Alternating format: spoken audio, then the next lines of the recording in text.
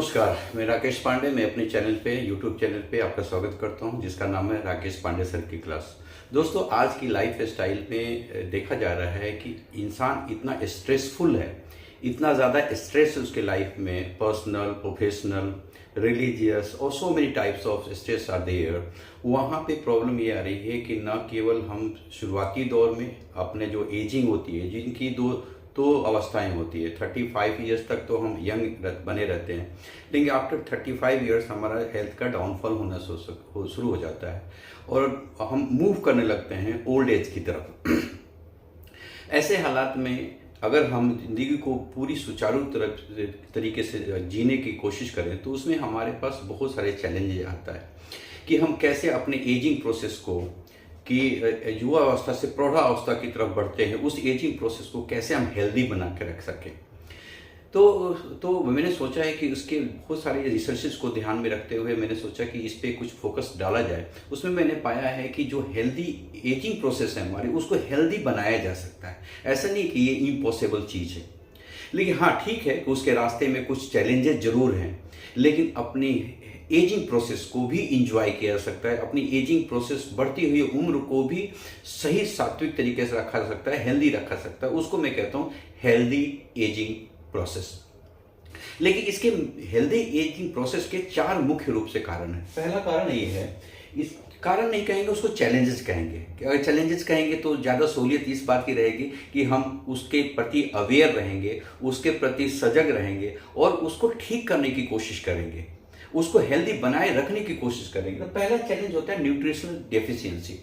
Nutritional deficiency इसलिए होता है हमारे लाइफ स्टाइल के अंदर में, जीवन के अंदर में, क्योंकि हम जहाँ से बिलोंग करते हैं, जिस रीजन से बिलोंग करते हैं, जिस स्टेट से बिलोंग करते हैं, जिस कम्युनिटी से बिलोंग करते हैं, हर कम्युनिटी के खाने का आदत, मील हैबिट्स, फूड हैबिट्स अलग अलग होता है। हम और नॉर्थ की बात करें तो बहुत मसाले की बात होती है। अगर हम साउथ में चले जाएं तो वहाँ पे कम मसाले होते हैं, कम मसाले खाए जाते हैं। इसी तरीके से अगर हम कहीं और किसी और क्षेत्र की बात करें तो वहाँ की विशेषताएं होती हैं। जब अगर बंगाल साइड में चले जाएं तो मछलियाँ ज़्यादा खाई जाती हैं वहाँ पे। साउथ में नारियल ज़्यादा खाया जाता है, खट्टा ज़्यादा वहाँ पे खाने भोजन में प्रयोग होता है। लेकिन कमोबेश देखा यह जाता है कि जहाँ भी हम जाते हैं वहाँ पे एक ही ढर्रे का भोजन खाया जाता है, यानी कि टेस्ट को ज़्यादा उसमें प्राइमरी फोकस रखा जाता है। इससे होता क्या है कि बैलेंस डाइट हमारे को नहीं मिलती है और हर रीजन में, इसी कारण से हर रीजन में न्यूट्रिशनल डेफिशिएंसी का पाया जाना आम बात है।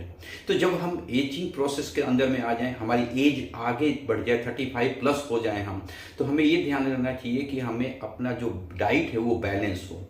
बैलेंस का मतलब क्या हो कि प्रोटीन की मात्रा भी अच्छी तरीके का हो, उसमें फैट भी, जो हेल्दी फैट्स होती हैं उसका भी समावेश हो आपके भोजन में, और उसमें कार्ब्स भी होना चाहिए। अमूमन कहा जाता है कि बैलेंस डाइट वो होता है जिसमें 40% प्रोटीन, 40% आपका कार्ब्स और 20% आपका अच्छे फैट्स का शामिल होना जरूरी होता है। तो ये आपका ध्यान रखना। पहला चैलेंज को हम इस तरह से ओवरकम कर सकते हैं, न्यूट्रिशनल डेफिशिएंसी को इस तरह से हम कम करें। दूसरा चैलेंज होता है वेट लॉस का।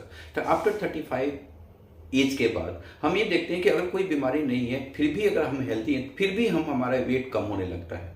उस वेट को मेंटेन रखना, क्योंकि ये कहा जाता है, साइंस ये कहता है कि after age of 55 8% muscle loss आपका हर साल होना ही होना है। तो उसको मेंटेन करने के लिए एक प्रॉपर डाइट होना जरूरी है, प्रॉपर एक एक्सरसाइज होना जरूरी है, प्रॉपर एक थॉट प्रोसेस होना जरूरी है, योग और मेडिटेशन का समावेश होना आपके लाइफ में जरूरी है, सो दैट कि आप पूरे के पूरे एक आइडियल वेट को मेंटेन कर सकें, और उस चैलेंज को आप ओवरकम कर सकें। तीसरा चैलेंज होता है फ्रेलिटी। फ्रेलिटी में साइंस ये कहता है, मेडिकल साइंस ये कहते हैं, फ्रेलिटी तब आती है जब आप 40 के अराउंड आ जाते हैं, एवं आप चलने लगते हैं। यानी कि उस एज के बाद आपकी आंखें थोड़ी कमजोर हो जाती है, थोड़ी सी हड्डियां कमजोर हो जाती है, थोड़ा सा मसल कमजोर हो जाता है, थोड़ा सा आपको एनर्जी डाउन हो जाता है, यानी कि हर अंग, किडनी थोड़ा कम काम करने लगता है, लीवर थोड़ा कम काम करने लगता है। तीसरा चैलेंज ये हमें फेस करना पड़ता है अगर हम एजिंग प्रोसेस के अंदर में आ चुके हैं तो ये जो फ्रेलिटी है, इसको भी ध्यान, ये भी एक चैलेंज है हेल्दी एजिंग प्रोसेस के अंदर में। इसका भी ध्यान रखें और प्रॉपर डाइट का ध्यान रखें, प्रॉपर वॉक का ध्यान रखें, प्रॉपर आप मेंटल हेल्थ का ध्यान रखें, सो दैट कि आप इसको भी आप मेंटेन कर सकें। अगर सपोज करो कि हड्डियां कमजोर हुई तो कैल्शियम की जरूरत पड़ती है, विटामिन डी 3 की ज़रूरत पड़ती है, थोड़ा सा मॉर्निंग में वॉक करने की ज़रूरत पड़ती है, भोजन को ध्यान रखने की ज़रूरत होती है, अपनी सोच को ध्यान रखने की ज़रूरत होती है, अपनी सोने जागने, जो आयुर्वेद कहता है ना कि 4 पिलर जो होते हैं हमारे हेल्थ के, अच्छे स्वास्थ्य के 4 पिलर होते हैं, दिनचर्या, रात्रिचर्या, ऋतुचर्या, ऋतु के हिसाब से भोजन में परिवर्तन लाना, और वृत्ति, सद्वृत्ति, यानी कि आपका विचार व्यवहार, आपके अलावा जितना संसार है आपसे घिरा हुआ, जो समाज है घिरा हुआ, उसके प्रति व्यक्तियों, आपके अलावा आपके आसपास जितने व्यक्ति होते हैं, कलीग होते हैं, समाज में होते हैं, परिवार में, उससे आपका व्यवहार कैसा है, उनके प्रति सोच कैसी है, ये भी आपके हेल्थ, खासकर आपका मेंटल हेल्थ, फिजिकल हेल्थ और स्पिरिचुअल हेल्थ को प्रभावित करता है। तो फ्रेटी भी एक चैलेंज है जो हमारे लाइफ के अंदर में आ सकता है, आता ही है जब हम एजिंग प्रोसेस के अंदर में आते हैं। और चौथा है हमारा मसल लॉस। मसल का भी लॉस होता है। आप फिट हैं फिर भी आपका मसल लॉस होगा ही होगा जब आप 40 के अराउंड पहुंचेंगे, 35 प्लस होंगे और आप वो आगे की तरफ यात्रा आप तय करना शुरू करेंगे। जो हेल्दी लिविंग के लिए, हेल्दी एजिंग के लिए आपको मसल का ध्यान रखना पड़ेगा। मसल लॉस भी 3 तरीके का होता है। वॉल्यूम लॉस हो सकता है, मास लॉस हो सकता है और मसल्स का स्ट्रेंथ में लॉस हो सकता है।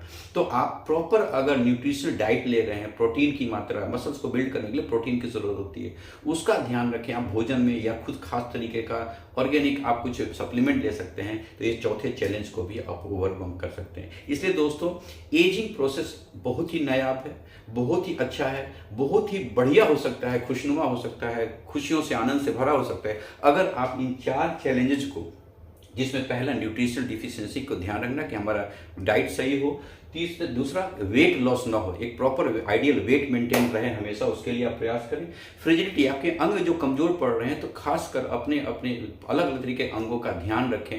किडनी के हेल्थ के लिए आप पानी अच्छा पिए, लीवर के हेल्थ के लिए आप कोई भी तली भुनी चीज़ें बहुत ज़्यादा ना खाएं। इसी प्रकार से बहुत ही ऐसे डाइट आप प्लान कर सकते, चॉकआउट कर सकते हैं, जिससे कि आपका लीवर हेल्थ रहे, डिटॉक्स रहे, फैटी लीवर ना हो, और मसल्स का भी ध्यान रखें, प्रोटीन का अच्छा इंटेक लेके, तो आप अपने इन 4 चैलेंजेस को आप अच्छी तरह से फेस कर सकते हैं और एजिंग बहुत ही हैप्पी और बहुत ही खुशनुमा और बहुत ही प्यारा हो सकता है, इसके अगर आप ध्यान रखते हैं तो। थैंक यू दोस्तों, थैंक यू।